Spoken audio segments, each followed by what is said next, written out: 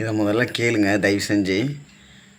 விஜய் அண்ணா வந்து என்ன சொல்கிறது, பணம் சம்பாதிக்கிறதுக்கு தான் வந்து அரசியலுக்கு வந்திருக்காரு. ஏன்னா படம் நடித்ததில் சம்பாரித்ததை விட அரசியலில் நிறையா சம்பாதிக்கலாம் அப்படின்னு சில தற்கொலைகள்லாம் சொல்லிட்டு தெரியுதுங்க. சரிங்களா?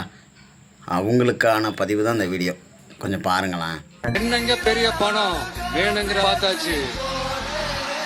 அரசியலுக்கு வந்துதான் நான் பணம் சம்பாதிக்கணுமா என்ன? அதுக்கு கொஞ்சம் கூட அவசியமே இல்லை. எனக்கு எல்லாத்தையும் எல்லாமும் கொடுத்த உங்களுக்காக உழைக்கிறத தவிர எனக்கு வேற எந்த எண்ணமும் எந்த வேலையும் இல்லை. ஏன்னா பின்னாடி ஒரு கூட்டம் வருது, இதெல்லாம் சும்மா கூட்டம், ஓட்டு இல்லாத கூட்டம், ரசிகர் கூட்டம் அப்படின்னு நிறைய பேர் சொல்கிறீங்க. அவங்களுக்காக தான் சொல்கிறேன். ரசிகர் கூட்டம் அப்படின்னு மட்டும் இல்லை, நம்ம வாழ்க்கை மாறிடாதா அப்படிங்கிற ஒரு கூட்டம் தான் அவர் பின்னாடி போய்கிட்டு இருக்கு. சரிங்களா? ரெண்டாவது, அன்னைக்கு ஐயா கலைஞர் ஐயா பின்னாடி ஒரு கூட்டம் வந்துச்சு. சரிங்களா? அந்த கூட்டம் வரல அப்படின்னா இன்றைக்கி டிஎம்கேங்கிற ஒரு பெரிய கட்சி இல்லை. சரிங்களா? அதுக்கு அடுத்து எம்ஜிஆர் ஐயா, சரிங்களா, அவர் பின்னாடி ஒரு ரசிகர் பட்டாளம், பெரிய பட்டாளம் வந்துச்சு. சரிங்களா?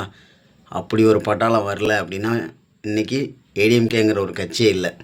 அதனால் இன்றைக்கி அண்ணன் பின்னாடி, என் அண்ணன் டிவிகே, சரியா, விஜய் அண்ணா பின்னாடி ஒரு மிகப்பெரிய பட்டாளம், நான் இன்க்ளூடிங் நான் கொண்டு ஒரு மிகப்பெரிய பட்டாளம் இருக்குது.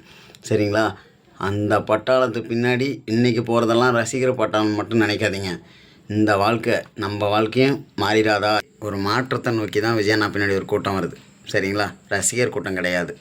நான் ஏதோ தப்பாக பேசியிருந்தா கமெண்டில் சொல்லுங்கள். சரியாக பேசியிருக்கேன் அப்படின்னா நம்ம சேனலை சப்ஸ்கிரைப் பண்ணிவிட்டு லைக் பண்ணுங்கள்.